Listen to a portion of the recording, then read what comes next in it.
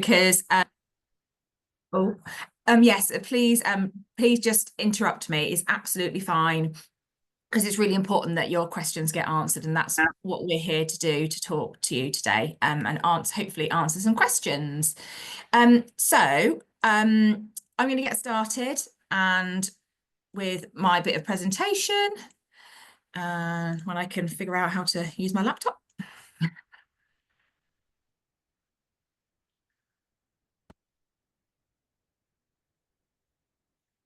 Right, so we are Support Dogs. So we're a charity that trains specialist assistance dogs to support people with disabilities. We've been around since 1992, but most people haven't heard of us. So that's really, again, one of the reasons why we want to speak to you today, to tell you what we do, and how we can support you, your family, or or anybody else in your life. We're one of the founding members of Assistance Dogs UK, which is an umbrella organisation that includes guide dogs, hearing dogs, medical detection dogs, and lots of other organisations. And it basically sets the quality standards for our training and the welfare of our dogs. So as a charity, we run 3 programmes. We have our Seizure Alert programme, we have Disability Assistance Programme, and our Autism Assistance Programme. I'm just going to talk about the first 2 today. But if anybody's got any other questions about Autism Assistance Programme, I can answer them as we go, or later on. So our first programme is our Seizure Alert programme. This is a photo of the lovely Lynn, who is also on the call today, and is going to be talking to you in a little while. But what our seizure programme is all about is supporting people who have epilepsy that cannot be controlled by medication. So what our dogs, amazing dogs, do is they give a 100% reliable alert before each and every seizure. That alert is always at exactly the same time for that individual. The dogs will never miss one, and they will never get it wrong. I've been at the charity nearly 8 years, and whenever I talk about this programme, it's just absolutely incredible. It's incredible that dogs do it, and it's incredible how life-changing they are. We're the only organisation in the UK that does this work, and we've been worldwide pioneers in the programme. And the seizure programme is really the reason that we asked to come and speak to you guys at the charity today, because there is criteria for the programme, like there is with every programme. So you need to have at least 8 major seizures a month. And there are lots of other criteria which all can be found on our website, and I can talk about them as well. But we don't get as many people as we would want to apply for this programme. So we just wanted to speak to people and tell you all about the amazing benefits of it, really. So the dogs are trained to alert their owner. The shortest alert we've ever had is 10 minutes, and the longest is 50 minutes. I think the shortest that we've got at the moment is probably yours, Lynn, which is 29, isn't it? Yeah. And I think that's remarkable. Yeah, it's incredible. And then the longest is 50 minutes. In this photo, this lady and this dog actually was the first ever dual trained guide dog and seizure alert dog. This lady's current dog actually alerts her in different ways for the different type of seizures that she's going to have. So she not only knows how long she's got until that seizure is going to happen, but she also knows what type of seizure she is going to have. And it's just absolutely incredible. I could go on and on about the benefits that having a seizure alert dog has on people's lives, but I'm going to introduce Lynn in a moment, who will talk about that. So I'm not going to show you that video. So the question we always get asked is, how do they do that? The answer is we're not 100% sure. Most dogs can detect seizures. It's just something incredible that dogs can do. And what our amazing training team do is train our dogs to alert. So they recognise a sequence of things that happens to a person, and they know that if they tell their human, they are going to get the best treat in the world.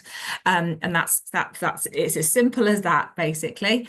And what we need the person to do is they come to our centre, and they will sit with the dog and our training team, and they have to wait till they have seizures, and when we look to see when the dog picks up on something, and then our training team works from that point.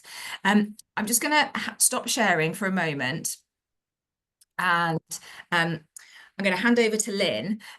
So Lynn is one of our beneficiaries and now has your third seizure alert dog?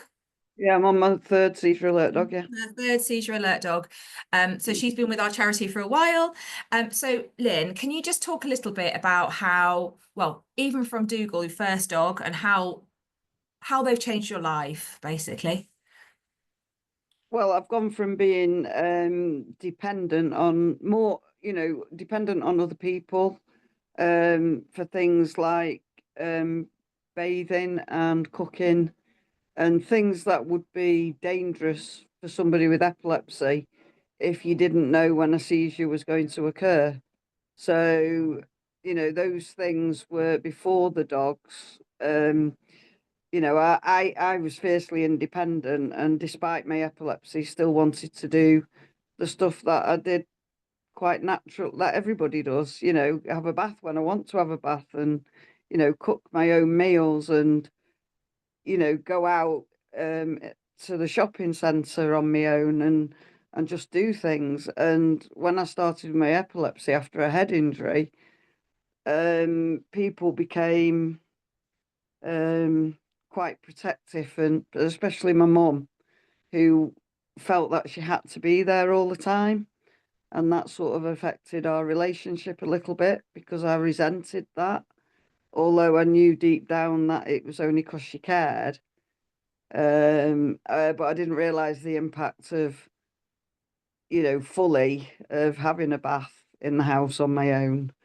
But then, I did become aware of that because my son sadly lost a friend who'd not had a seizure for a year and asked if he could go for a bath. He was only 13 and sadly he passed away because he had a seizure in the bath and drowned. And if he'd have had a seizure alert dog, that death could have been prevented. So yeah, the difference from before and after is just life changing. And what's it like? Like, did you have dogs before you got Dougal? Like, what's it like then suddenly having a 24/7? I had a pet dog, Yeah. but obviously I couldn't apply until because they couldn't place a seizure alert dog with him. He'd been exposed to my seizures, and my mum has always said that he did react to them, but whether that was in a positive way or not, I'm not sure, because he hadn't been obviously trained for it, and he certainly wasn't alerting. I think he's just his behaviour changed, which could have been nurtured into alerting, I suppose. But yeah, he was a pet dog, a family dog, and we absolutely adored him. But he was a he was a monkey, a bit like Simba, really. But yeah, we had a pet dog. Uh, And so what is life like now that you have well, Barnby now? yeah, the dogs will just make such a difference because you go from um, being dependent on other people to you are dependent on the dog, but the dog allows you to live an independent life. So I don't have to have somebody with me. Not that you'd have anybody with you 24/7 anyway, but during times when things were more risky, the dog takes that responsibility.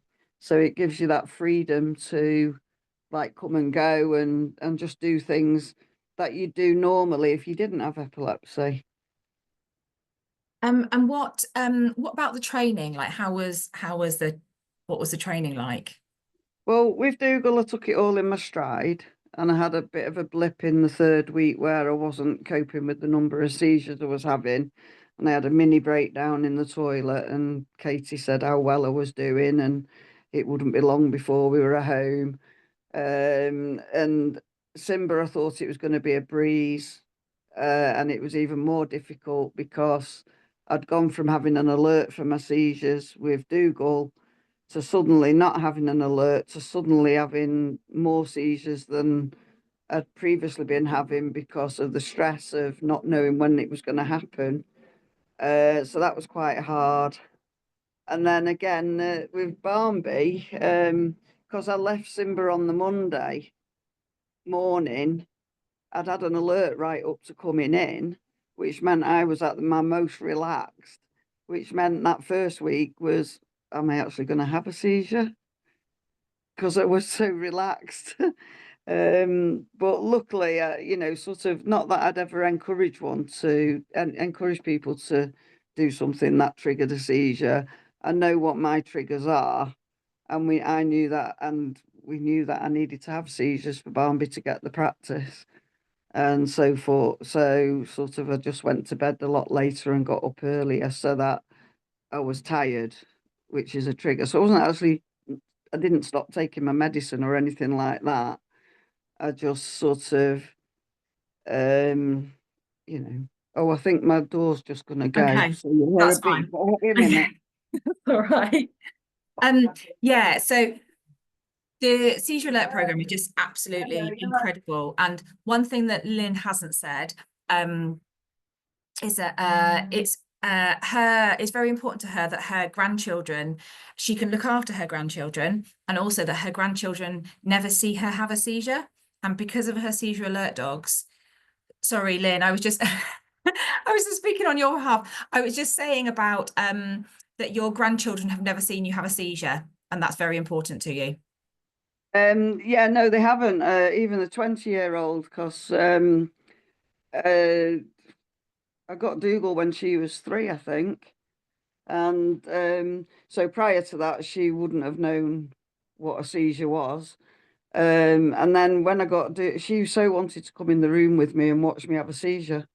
But none of them have seen, I've got 7 and not one of them seen me have a seizure, which is good for them. I think. Well, it is good for them, but they also need to know what to do if I did have one with them there. But I'm not going to because I've got the dog. It's, yeah. Jill, have you got a question?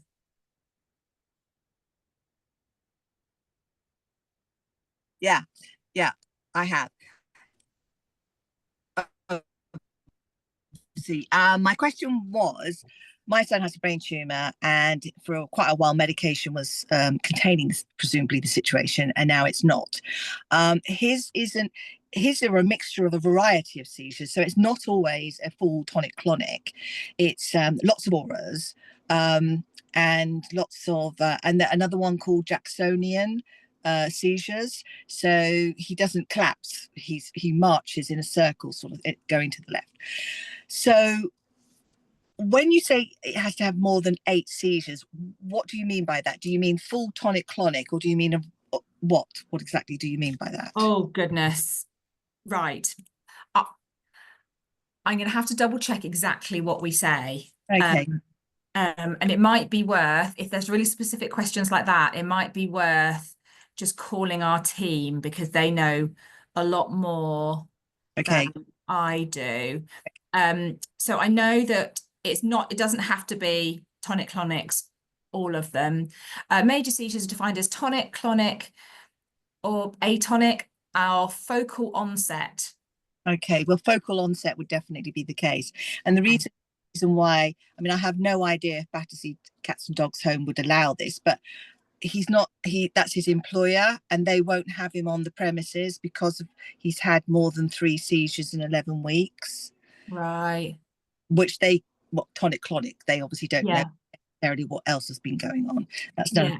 But 3 seizures at work in 11 weeks. So he's not working basically. So I was just wondering about that because obviously he wants to return. I mean, he's got enough on his plate with brain cancer, let alone all the other complications that go with it as a young man. And our problem is that other young people at the charity who obviously work in that type of work, they've never come across anybody who's had seizures. So they just don't like it and don't want to get involved. So that's another problem we've got.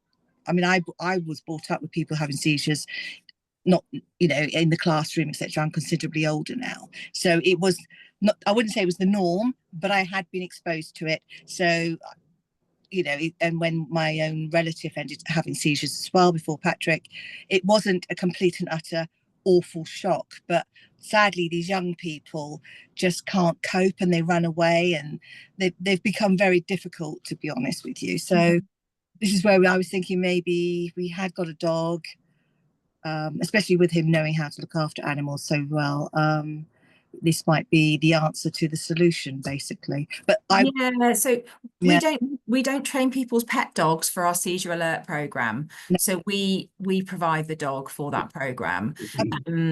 So yeah, I would recommend calling our office and will do. asking those specific questions.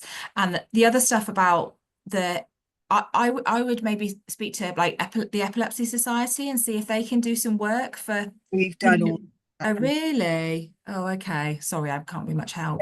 You'd have to be, they've said the people have to want to do it. Right. Yeah, we've done everything. Oh. This popped up and I was just thinking this could be an answer, you know, especially as Patrick does, you know, has wanted a dog for a very long time. Yeah. So this might have been the answer. A kind of one stone, two birds, or whatever the saying is. Yeah. Yeah. Yeah, absolutely. And if it's the case of that, you know, if it's when if your son gets a, you know, is eligible and all of that kind of stuff, then we could speak to his employers. You know, we can do that kind of thing. The word they can use is no, and believe me, we've come across that more often than not. So yeah, that was my main thing, because it has been something on our minds a lot, and Patrick has explored the dog option, but he said, oh, they want 8. He said they need more, and I said, but is it full tonic clonic, or is it? I said, because you would meet that criteria if you counted all of your seizures. Yeah. Okay, right. Yeah. Well, very helpful, thank you very much. I'm sorry that I can't be more specific. But yeah, there you go. Yeah, I would have a look at our website. I will. And then give our team a call, and they'll be able to. I'll do that. Yeah, answer any really specific questions. Lovely. Thank you very much. No problem. Lynn, I'm just trying to think of anything else to ask you. What do you think the benefits of having the dog has had on your wider family? Well,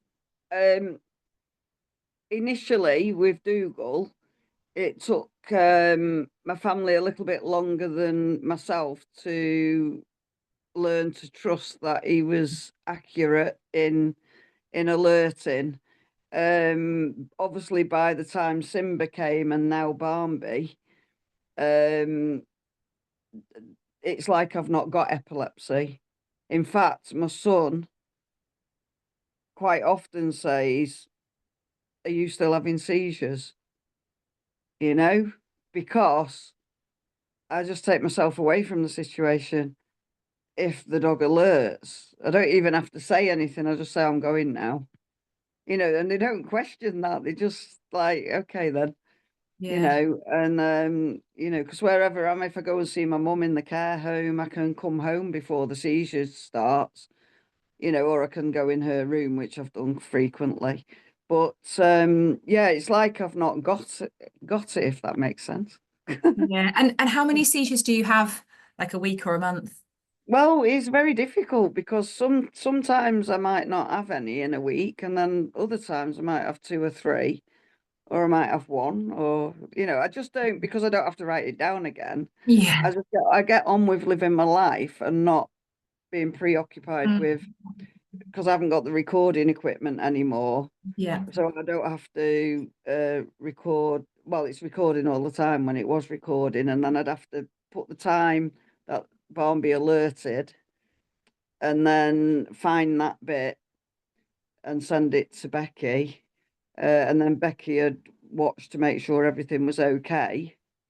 And she'd find, that's how she got the time of 29 minutes from when he alerted. Because obviously I wouldn't be able to say that bit. Yeah, absolutely. Because I wouldn't know when it started. No. I just knew that when I came round, he was quite satisfied that he'd had his reward, and you know, yeah. So Rachel's just asked a question. She said, can I ask Lynn, after the dog alerts and she is made aware, how does her dog help during or post seizure? Right. So when the dog alerts, if I'm cooking, I'll turn everything off. And so I prepare for the seizure in terms of I know it's going to happen, so I just need to be safe. So make sure my front door's locked and stuff like that, because I have a tendency to wander. And I could wander out into the street during one of my seizures are focal with loss of awareness. So that's why mine are dangerous. I could just walk out into the road. And so yeah, they don't really like us to say. Basically, I have a reward, and so before the seizure starts, the dog can't get that reward because I can tell him no. And then it's self-rewarding. Would that be a way of Yeah. putting it? So, and like so there are dogs that are trained to like bring people blankets and all of that kind of stuff. But correct me if I'm wrong, that's not what Barnby No, I does. mean, he does bring, if yeah. he thinks he's due a walk, he'll fetch me my shoes Yeah. and go and get his Yeah. harness. So, but he would, if I wanted a blanket, he'd go and get me a blanket. Yeah. And he'd get the phone for me. He's yeah. been trained to do all of that. But I tend, if I'm in the house, I'm usually all right. I could even have a cup of coffee before the seizure started. You know, I've got that long. So he's just eager to get his reward, and he can't get it until the actual seizure starts, because obviously I can stop him. So he gets a reward as I go into the seizure, and then invariably I'll probably pop myself on the settee when I come round. I'll be a bit confused, and as I start to get my bearings, I'll just lie on the sofa, and he'll just lie on his chair near me, or come on the sofa with me. And all of our all of our dogs, sorry, can be trained to do really specific things. So if it is somebody needs like help fetching, we can train a dog to do that. If it's that, say, once that person, the person's given their alert, they then can give their dog the instruction of, you know, pressing a button or fetching help or something like that as well. All of those things can be really tailored to what that person needs. And Lynn, I know Barnby is doing some sort of like pickup tasks and things like that for you. Oh yeah, because I've got since Dougal and Simba, since I've developed osteoporosis in my spine, and I've had bad knees and stuff. So he's been trained to empty the washing machine and pull the basket across the kitchen floor to the dryer. Now, he should be able to put the stuff in the dryer, but he gets himself so excited about it. He loves doing those sort of tasks, right? So fetching and carrying.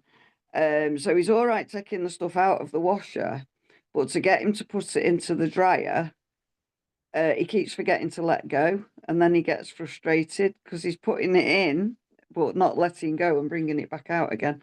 So yeah, he's been trained to do that as well because of my back. So I suppose he's a little bit of a dual dog going on as well. Not as not as as Wolfie, but I think Wolfie's triple trained, isn't he? I think he does all that as well. Yeah, he's incredible. Yeah. And Rachel's also asked, would you say that Barnby likes your routine? Yeah, I think so. Yeah, I saw it said Simba before. It's the same for both of them. It's too hot today, so I've got all the doors open and the paddling pool out. But yeah, we have quite an easygoing routine because of Simba, because he's 12. I can't leave him for very long. But Barnby's going to Wembley on Saturday with me, of course, to go and watch Manchester City in the cup final. So I've got like several people on duty, Simba duty. But yeah, our routine's quite, just easy going, really. So Matt has just asked what type of seizures they can alert to. So right, yeah, they were both trained, but Barnby's the one that's working now, and I know one of the questions could be, so I'll preempt it, is Simba's retired, how come he's not alerting at the same time? Simba's alert was 24 minutes and Barmby's is 29. So when Barmby alerts to a focal seizure with loss of awareness, I take Simba out of the room and give him a lick mat in another room to keep him occupied. And then me and Barmby can get on with it. If it's a focal seizure where I don't lose awareness, now they've taught themselves that. Simba did it, Dougal did it, and Barmby's done it. And they can both be fast asleep on the chair. This is how I know the difference. It's because they both jump off the chairs at the same time and sit in front of me, staring at me. I get all the sensations. As the sensations start to dwindle, they go and lie down again. So that's how I know I'm going to have one of them. And, you know, and they're the ones that I really don't like. I don't like those because I'm aware of those and they're not nice feelings. Matt, just so our criteria is major seizures, but they're defined as tonic-clonic / atonic or focal onset seizures, but not including nocturnal seizures. I don't know about absent seizures. I'm sorry. Like I was saying to Jill, it's best to call our office and they will be able to answer your questions, really specific ones. Because I know also the terminology around seizures changes a lot, doesn't it? So yeah, they're completely up to date with what and when, basically. Brilliant. I'm going to move on. If anybody else has got any other questions for Lynn, or shall I? Question. Go on. I'm not sure if this has already been mentioned, sorry. Was there ever a time where, Lynn, you had a seizure and you weren't alerted? No, not since I've had the dogs. I will hold my hand up and say that I've nearly missed the dog alerting because I've been distracted if I've been shopping and I've been window shopping and all of a sudden I realise he's alerting. And it happened at the football once as well, where he'd been staring at me for ages and I hadn't realised, and my carer said, "Is the dog alerting?" And I went, "Oh no, how long?" You know. So yeah, it's more likely to be human error on my part, not noticing that the dog's alerting because I'm distracted by other things. And Yeah. the alert is they will stare at you and then nudge your leg, isn't? Yeah, they Oh won't. yeah. You can't miss the nudge because it gets really quite. The closer it gets to the seizure, it gets really like, you know. It's a wonder I don't get a bruise. But also in the past, we have trained a seizure response dog. So that dog alerted someone else that person was going to have a seizure. So it alerted one of her carers that she was going to have a seizure. And yeah, and I was also been trained because this lady had startle seizures, so seizures that came on when she was startled by something. And so the dog was trained to basically make sure that she knew there was someone coming to the door, so then that the doorbell or knocking or whatever didn't cause a seizure. So yeah, there are lots of different ways that we can support essentially, and we will, if we can, we will try and do our best. Right, I'm just going to carry on with the presentation, but Matt, you weren't here previously, but please do, if you have any questions, please just put your hands up because that's what we're here for, so to answer questions. Okay. So the next program is our disability assistance program. So for this program, we actually train people's pet dogs, which is why we get a huge array of different breeds. So from very small little Lhasa Apsos to great big Dalmatians, every poodle cross imaginable.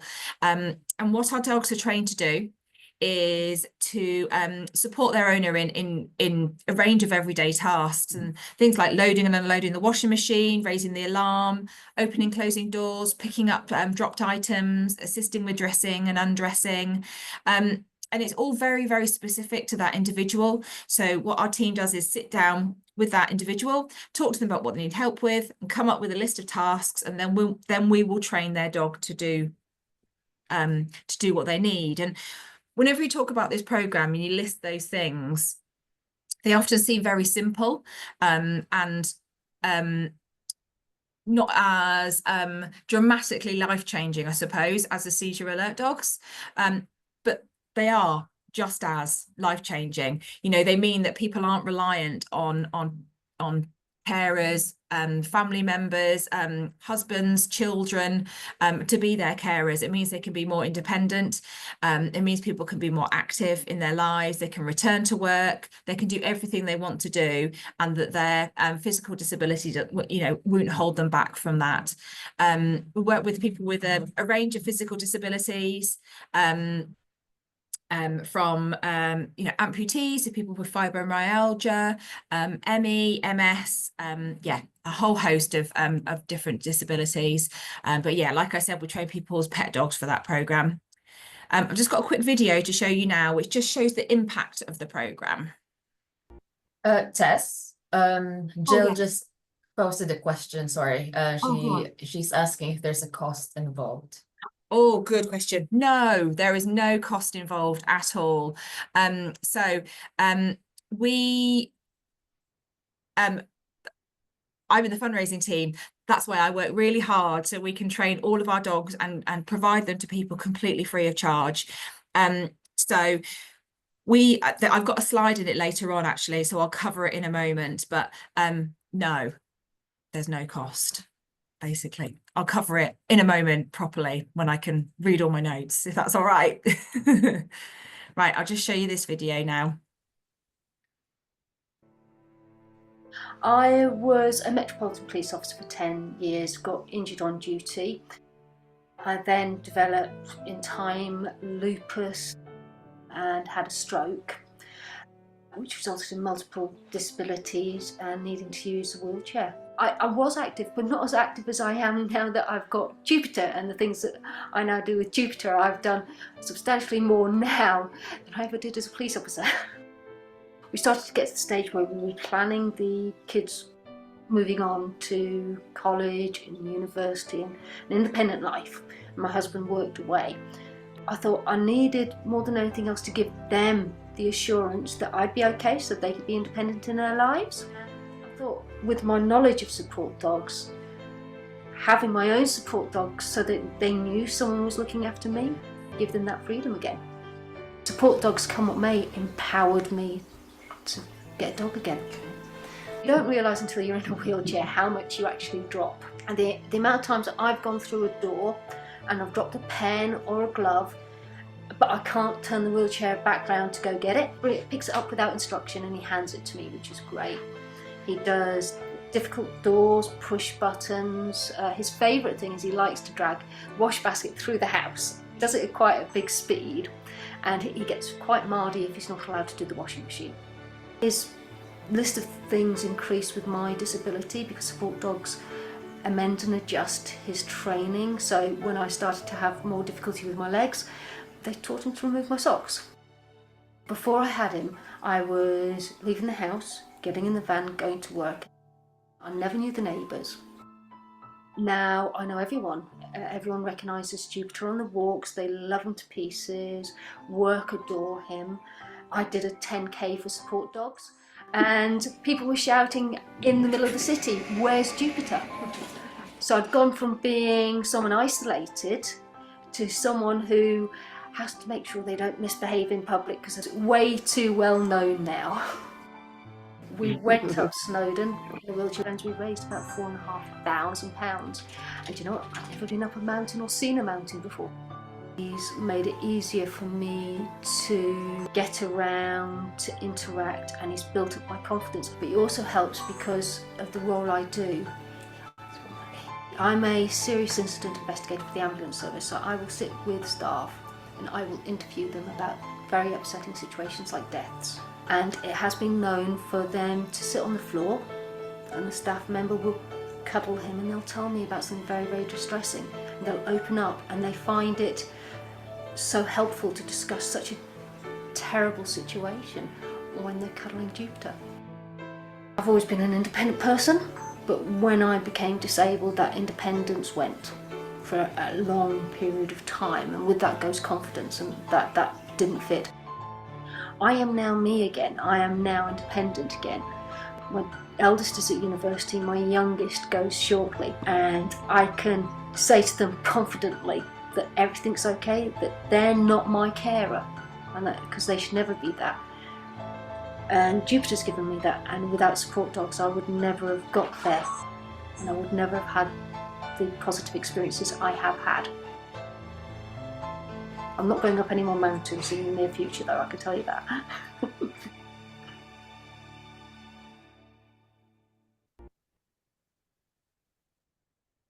So just a quick bit about where our dogs come from. So we train people's pet dogs for our disability assistance program.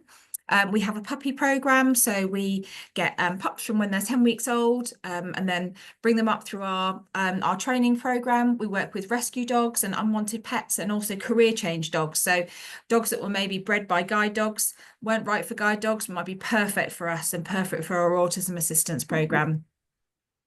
It takes around 2 years to train a dog. And all of that training is really tailored to meet the needs of that particular person. And we also offer a lifetime training commitment. So that's a lifetime to the dog. So when somebody is matched, so when Lynn and Barnby were matched together and they were trained, we don't just leave Lynn and Barnby out there and living their lives. There's a 24/7, 365 phone line that people can call. You have check-ins. If additional training is needed, any additional training will be provided. So especially if someone's condition develops or changes, we can, train the dog to do new and additional things. And also, once that person has had one dog, if they would like a subsequent dog after their first dog retires, then we will provide that dog for them as well. So the application procedure. So there's various criteria which can all be found on our website. I was going to list it all here, but there was a lot, so I thought it better just to leave people to go and look at it themselves. And then the first step is to apply via our website. So we will then check that you meet the criteria, and if so, you'll be invited to an information session which are held online. And then just please contact us if you have any questions at all. We've got a really friendly team here, and they will answer any questions or queries you have. And if we can't help you, we will try and direct you to the people that can help you. So just the money side of things. So support dogs will cover accommodation costs when you come to our centre. So with the seizure alert programme, for example, there's 4 weeks when you need to be here. We will provide that. We will cover the costs of that. We will cover all of the costs of training the dog. We will provide the jacket and ID for the dog and everything like that. Support and training of the dog, and we offer free flea and worming and vaccinations for the dog as well. So basically the client or beneficiary just needs dog food, toys and treats, health in the dog's insurance, which probably is the most costly thing. Costs of travelling to the centre and meals expenses, and there might be some accommodation costs, but we try and keep those to a minimum, and we will pay for all and what we can. So it costs us around £27,000 to train one support dog, and then around £3,000 a year to continue that to continue supporting that partnership. And we rely entirely on voluntary donation, so we don't receive any government funding at all. So yeah, that's my job. Well, not just mine, otherwise that would be a very hard job. So yeah, my job is to raise all the money so we can train as many dogs as we can and support as many more people as we possibly can. Right, I'll stop sharing, but if anybody has any questions, Matt, yes. Hello, I think, can you hear me all right? Yes. Right, cool.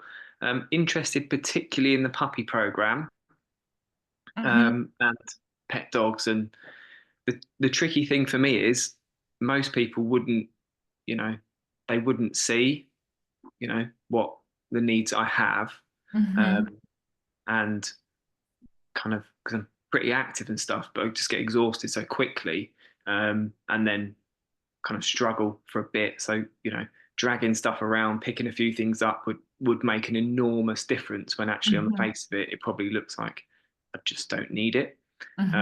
So yeah, I'm interested in the puppy program because there's a certain little someone here that has come into my life for the very purpose of this. She's been adopted on the basis of a plan around this, essentially. So this is Rosalie. She's going to say hi. There we go. I put away. She's not quite ready for stardom yet, so I'll lay her back down. So if that's for our disability assistance program, so I think the dog has to be one before you can apply. But again, have a look on our website. And then what we'll need to do is we'll need to assess Rosalie basically and check that she's confident. So because she'll be able when talking like she's already passed, when a dog is qualified, so like Barnby and like Simba, they can go everywhere and anywhere with you. So places where pet dogs can't go, so they can go, you know, shops, football, cinema, wherever it is. So they need to be really confident, and we need to make sure that that dog is always going to be really happy and not frightened by where they're going. So one of the assessments that we do is about confidence. So yeah, it's just about making sure that she's confident enough to be able to do the work, basically. Thank you. So what in the intervening period between kind of now and that year, what can I do, if you like, beyond what any other sort of dog owner would do in this time to make sure she's got, you know, some of the basic skills that you guys would need to? Well, so she won't necessarily need, she won't need to know any of the tasks or anything, because that's what our team will do. Just need to make her as confident as you possibly can, and confident with people, confident in places, and like just some basic obedience, essentially. Like we're not asking people to be able to have their dogs to learn tasks and things, but it's the confidence basically is the really important things. That good socialization, good exposure. Absolutely, confident around dogs, doesn't react to other dogs, that kind of stuff. That's cool. Okay, thank you. That's all right. Does anybody else? Would one of these help with hearing loss? So we don't help with hearing loss. There is another charity called Hearing Dogs that trains dogs for people with hearing loss and who are deaf. We've never done a dual something and one of our dogs and a hearing dog. Doesn't say we can't. So absolutely. Can I just say I started to apply for one of these dogs through Hearing Dogs, right? But I don't reach the criteria because when I got sick, I had to sell my home. So what do you call it? Sofa. I can't remember the expression. I'm sofa surfing with family. So I can't even apply yet. And it apparently takes like up to 3 years from handing in my application. So I was just wondering whether these, I was going to apply for a sound dog because my tumour took out my hearing. But that's all. I just wonder if an assistance dog would be just good company, but could be trained to alert me if someone's outside, because I live on my own normally. Yeah, that's not really what our dogs do. No, so I know about the hearing dogs. What I would recommend doing is there's an umbrella organisation called Assistance Dogs UK, and that's connected to that will be lots of different organisations that train dogs, and everyone has their own specialism. So guide dogs is there, hearing dogs is there, we're there, and there's lots of different organisations. And being part of Assistance Dogs UK means that their dogs are all trained to a really good standard, and that they meet quality standards basically, because there are lots of wonderful organisations that are not part of Assistance Dogs UK, but there are also organisations who are not part of AD UK which are not so wonderful. So it's just being mindful and just be a bit careful about other organisations basically. Yeah, so we would always recommend to look at AD UK, Assistance Dogs UK charities or organisations. Yeah. Thank you.